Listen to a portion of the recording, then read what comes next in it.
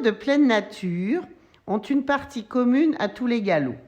Leur partie spécifique est liée à l'équitation d'extérieur. L'objectif de ces galops est de donner un guide de bonne pratique aux cavaliers et meneurs qui souhaitent partir en balade ou en randonnée tout en développant les connaissances sur la nature et en sensibilisant au respect de l'environnement. Ils encouragent les cavaliers et meneurs à découvrir l'environnement et le patrimoine de nos régions au rythme du pas des chevaux.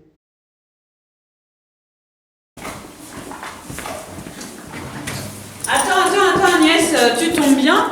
Je viens de penser un truc en balayant derrière. On n'a pas pu faire l'équirando l'année dernière aux Brévières. Est-ce qu'on pourrait pas emmener nos cavaliers faire un tour de France pour qu'on puisse sortir un peu et voir du pays ?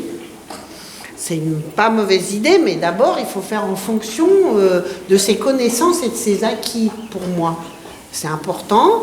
Et puis, au niveau sécurité, surtout, alors commencer par des balades, après faire une randonnée ou plusieurs randonnées, mais toujours faire en fonction des niveaux de chacun. Et puis surtout, la connaissance de l'itinéraire est importante dans les randonnées ou dans les balades. Et puis surtout aussi, il faut connaître le terrain. Voilà, c'est important de connaître le terrain, les itinéraires et faire petit à petit de la découverte des terrains variés, c'est important. C'est peut-être plus prudent, t'as raison.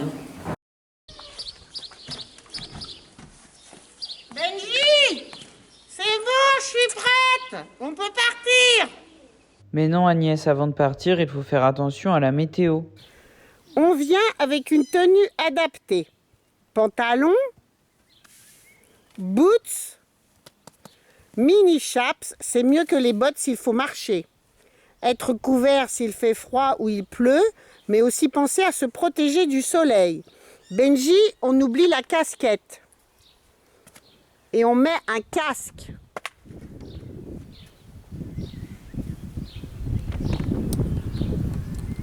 Benji! T'as pensé au portable?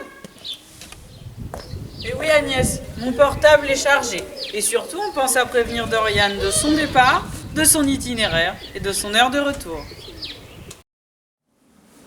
Bouh! Pour aborder un cheval, on ne le surprend pas. On prend le temps de l'observer, d'observer son attitude, son langage corporel. Il faut voir s'il est détendu ou prêt à fuir.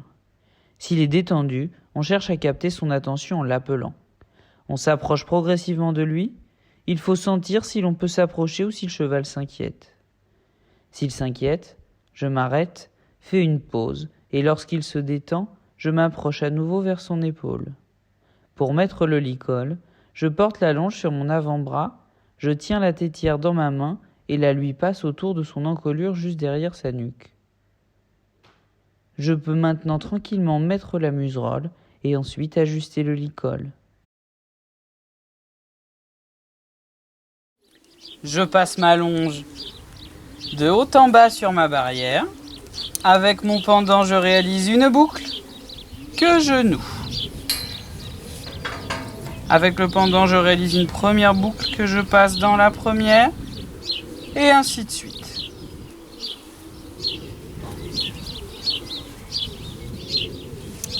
Si jamais j'ai besoin de détacher rapidement mon cheval, je tire sur la première boucle et mon cheval est détaché. Quand on emmène un cheval à la carrière ou en extérieur, on tient sa longe ou ses rênes correctement à deux mains. Si le cheval est surpris par un élément extérieur, c'est alors plus facile de pouvoir le maîtriser. Il faut donc rester toujours attentif.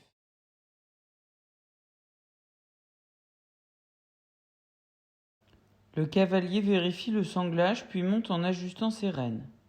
Attention de bien tenir la crinière pour soulager le dos du cheval et de préférence à trouver une aide naturelle ou un montoir.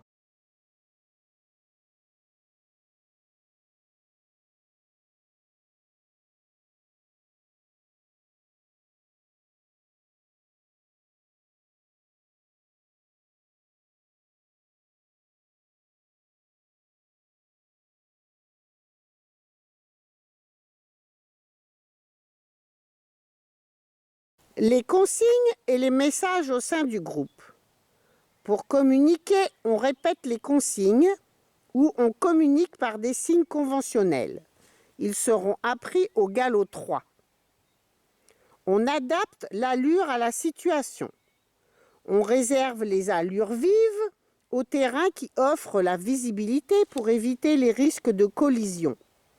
On pense à respecter l'intégrité physique du cheval. On ralentit sur les sols boueux et glissants, sur les sols durs caillouteux, sur les fortes pentes, lorsqu'on croise d'autres usagers, et à proximité d'enclos avec des animaux.